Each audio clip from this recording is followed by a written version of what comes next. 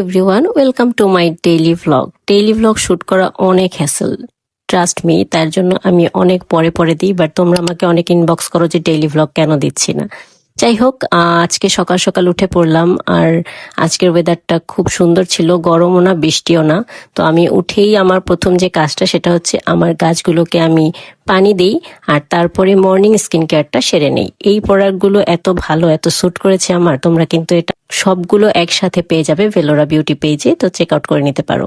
Skin care শেষে আমি আমার ব্রেকফাস্ট বানাতে চলে গেছি, আর এইবার আমি বানিয়েছি চিড়ার পোলাও। সত্যি বলতে আমার প্রতিদিন একই ব্রেকফাস্ট খেতে ভালো লাগে না, তাই আমি একবার এক এক রকম ব্রেকফাস্ট করি। আর সকালে উঠে কফি না খেলে আমার দিনটা শুরুই হয় না।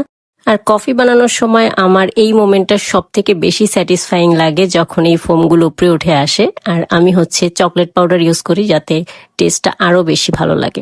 এরপর আমি বৃষ্টি দেখতে দেখতে হচ্ছে কফি এনজয় করছিলাম। এরই মধ্যে হচ্ছে আমার একটা পার্সেল চলে আসলো। আমি এই পিনাট বাটার দুটো নিয়েছি একটা পেজ থেকে। আমি এটার ভিডিও শেয়ার করেছি তোমাদের সাথে, খেতে বেশ ভালো লেগেছে আমার কাছে। এরপরে আমি রান্না করতে চলে গেলাম। আজকে যেহেতু একটু ঠান্ডা ঠান্ডা খিচুড়ি আর ডিম ভুনা করব। এই ডিমটা ভাজতে এক সময় আমার প্রচুর ভয় লাগতো, বাট এখন আর কি করার, আস্তে আস্তে অভ্যাস হয়ে গেছে। তো আমি সবজি খিচুড়ি রান্না করেছি, দেন শাওয়ার শেষে সুন্দর করে আমার লাঞ্চটা কমপ্লিট করে নিলাম। এরপর সন্ধ্যার দিকে একটু বাইরে গিয়েছিলাম ডিনার করতে, মানে ডিনার বলতে পিজা খেতে গিয়েছিলাম। আর পিজা খেলে আর ডিনার করতে হয় না, তাই একটু মানে দেরিতেই গিয়েছিলাম। আর এই রেস্টুরেন্টের এই জায়গাটা আমার কাছে বেশ ভালো লাগে, খুবই অ্যাস্থেটিক, বাট এখানে আসলে সুযোগ পাইনি আমি ছবি তোলার। তো যাই হোক, আমরা এই পিজাটা নিয়েছিলাম, আর পিজাটা অনেক বেশি মজার ছিল। পিজা বার্গের পিজা অলওয়েজই মজা, আর এটা আমার কাছে অনেক বেশি ভালো লাগে। সাথে আমি ড্রিঙ্কও নিয়েছিলাম। আজকে হচ্ছে আর্জেন্টিনার সেমিফাইনাল খেলা, আর তোমরা যারা জানো আমি আর্জেন্টিনার ডাই হার্ট ফ্যান।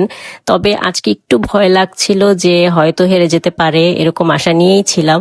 তারপরও হচ্ছে চিপস নিয়ে একদম আয়োজন করে খেলা দেখতে বসে গিয়েছিলাম। ইংল্যান্ড একটা গোল দেওয়ার পরে অনেকটাই হতাশ হয়ে গেছিলাম, ভেবেছিলাম যে এবার আসলেই শেষ, এবার আর সম্ভবই না। বাট শেষ জেতার পর থেকে আসলে এবার আর্জেন্টিনার কাছে এতটা আশাই ছিল না, বাট ওরা একের পর এক সারপ্রাইজ দিতেই থাকছে। এখন দেখা যাক ফাইনালে কি হয়। যদি নাও জিততে পারে তাও কোনো আফসোস থাকবে না, কজ আসলে আমাদের মতো ফ্যানদের আসলে আর্জেন্টিনার কাছে আর কিছু চাওয়া নেই। আই গেস যারা ডাই হার্ট ফ্যান আর্জেন্টিনার তারা রিলেট করতে পারবে। যাই হোক, কনগ্রাচুলেশন আর্জেন্টিনা।